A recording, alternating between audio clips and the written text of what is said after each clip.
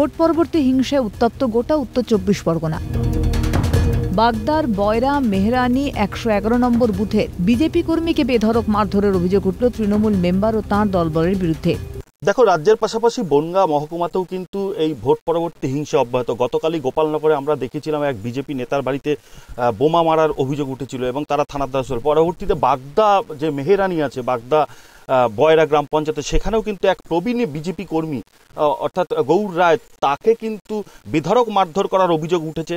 তাকে মারধর করেছে তৃণমূল, যেটা বক্তব্যে জানিয়েছে যে তিনি মুখ্যমন্ত্রী সম্পর্কে অশ্লীল কটূক্তি করেছিল, সে কারণে তাকে মারধর করেছে তৃণমূল কর্মীরা। আমি কোনো অপরাধ করিলাম না, কিন্তু মেম্বার হইল যে কি করতে তা জানিনি।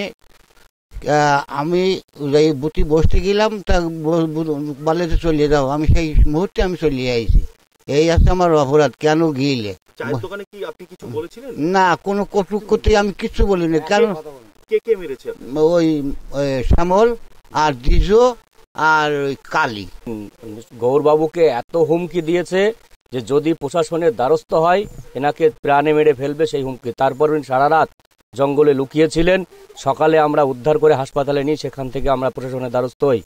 প্রশাসন মেরেছে তৃণমূলের গুন্ডা বাহিনী, তৃণমূলের জঙ্গলদস্যু শ্যামল মণ্ডল, পঞ্চায়েত সদস্য 111 নম্বর বুথের বয়রা পঞ্চায়েতের। ভারতীয় জনতা পার্টির কর্মী এরকম আক্রান্ত হতে থাকলে আমরা বৃহত্তর আন্দোলনে নামবো।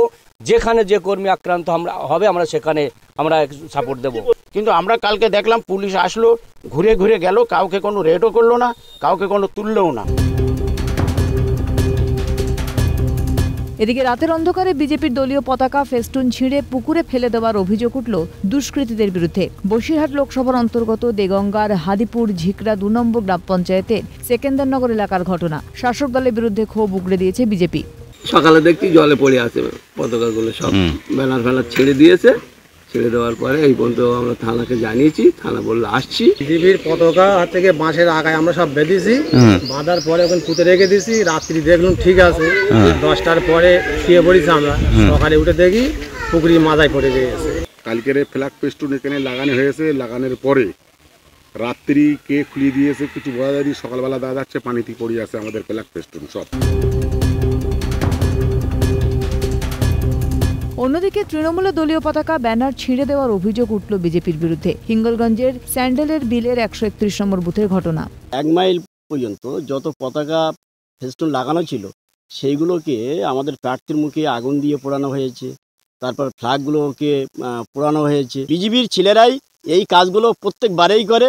যদিও তৃণমূলের গোষ্ঠীদ্বন্দ্বে এই ঘটনা ঘটেছে বলে পাল্টা দাবি বিজেপির। কেউ করেনি, ওরা তৃণমূলীর ছেলেরাই তৃণমূলীর পতাকায় বাঁচছে, ওরাই আবার ওদেরই গোষ্ঠী কোন্দলে আর এক গোষ্ঠী পড়াচ্ছে, বিজেপির ঘাড়ে দোষ চাপাচ্ছে। এটা বিজেপির কেউ করতে পারে না, করিনি। আর সেরকমভাবে আমাদের কাছে কোনো খবর নেই। যেটা ঘটনা ঘটেছে ওটা তৃণমূলীর গোষ্ঠীদ্বন্দ্ব।